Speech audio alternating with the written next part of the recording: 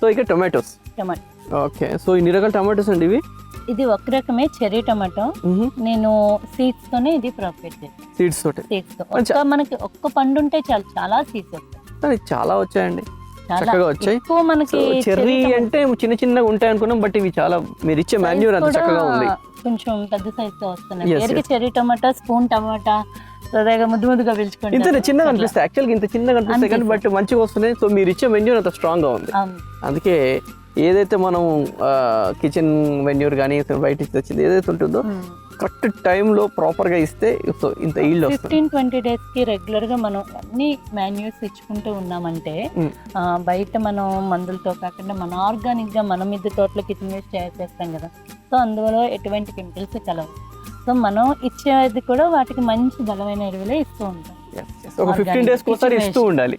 15 days 20 days అయితే ఏదో ఒకటి మనం మారుస్తూ ఉండాలి.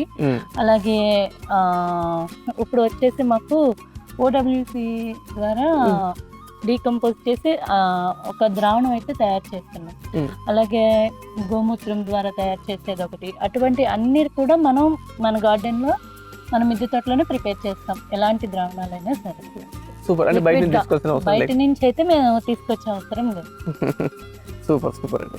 సో OWC కూడా బాగా ఇప్పుడు దాన్ని చాలా తక్కువ రేషియోలో కలపాలి కదండి? చాలా తక్కువ రేషియోలో, మళ్ళీ దాన్నే మనం నిల్వ చేసుకుని మళ్ళీ మనం వాడుకుంటూ ఉండొచ్చు. ఒక్కసారి తెచ్చుకుంటే చాలు ఏదైనా సరే. సో పెద్ద టబ్ లో కలిపేసుకుంటే దాన్ని మళ్ళీ అలాగే ఆవు పాలతో తీసుకొచ్చిన పెరుగు అవన్నీ కూడా ఒక 200 drums లో, నేను పెద్ద డ్రమ్స్ లో అయితేనే కలిపేసి దాన్ని మళ్ళీ నిల్వ చేసుకుని ఆ మొక్కలకి ఇచ్చుకుంటూ ఉంటాం.